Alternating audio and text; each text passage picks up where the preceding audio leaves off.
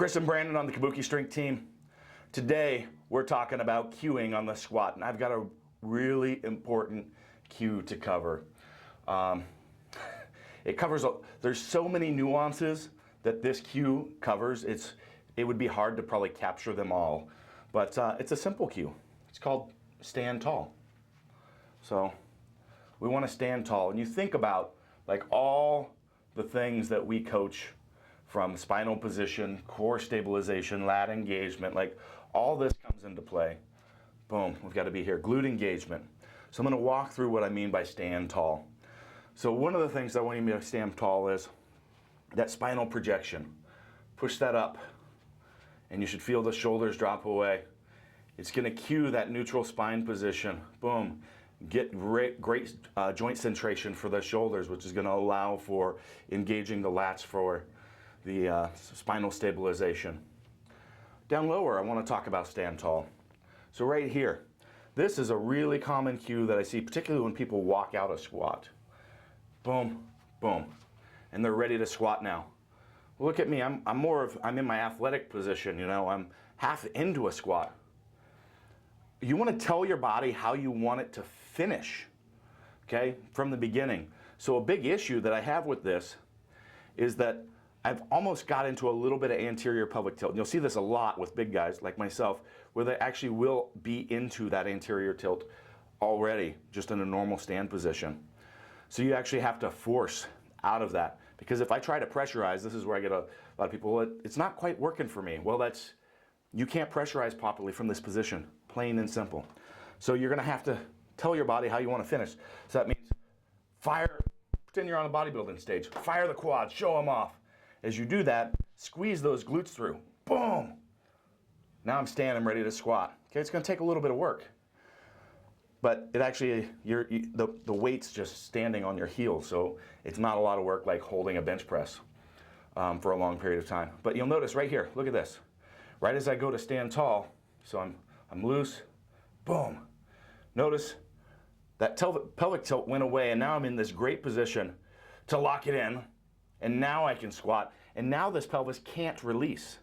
So if I tried it here, into this position, I tried to stabilize, I would feel that and think that I've got good pressurization, but as soon as I got into the hole, I would start rounding because I actually didn't have quality IAP.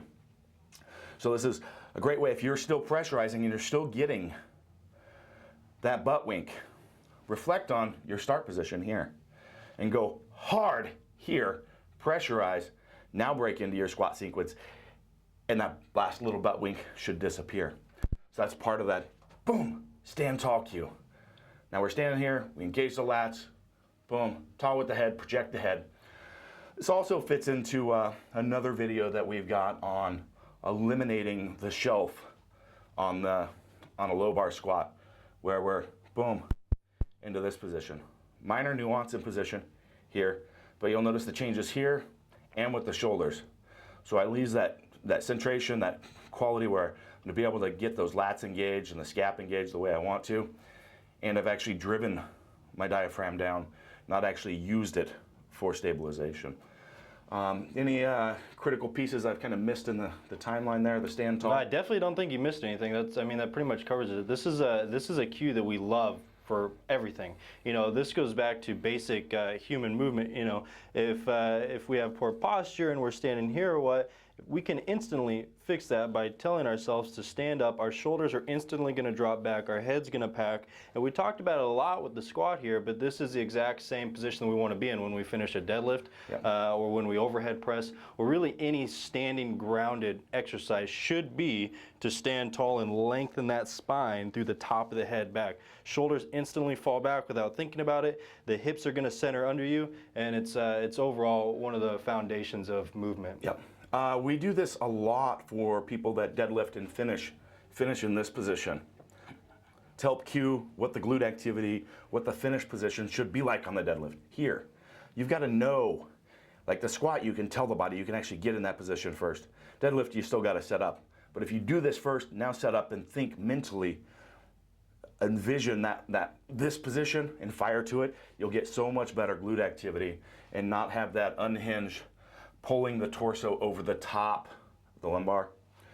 over the top of the pelvis or the hips. We don't want that. We want to be wedging through. Check our wedging sequence video. It's about being a pillar. That's standing right. there. Bench, same thing. Your people that are benching like this, we use the stand tall technique. Same thing. Turkish get-ups. The list goes on and on and on. Where we'll cue people in that head position as well. So really critical, fundamental piece that covers a lot of ground. So you want to be looking for that all the time in all the movements. And if we see a break in that, that's an area that you can address. And you can do it on anything. You should see we shouldn't be in those positions, these positions, and such during our lifting. So lift strong, stand tall. Kabuki Strength Team signing out.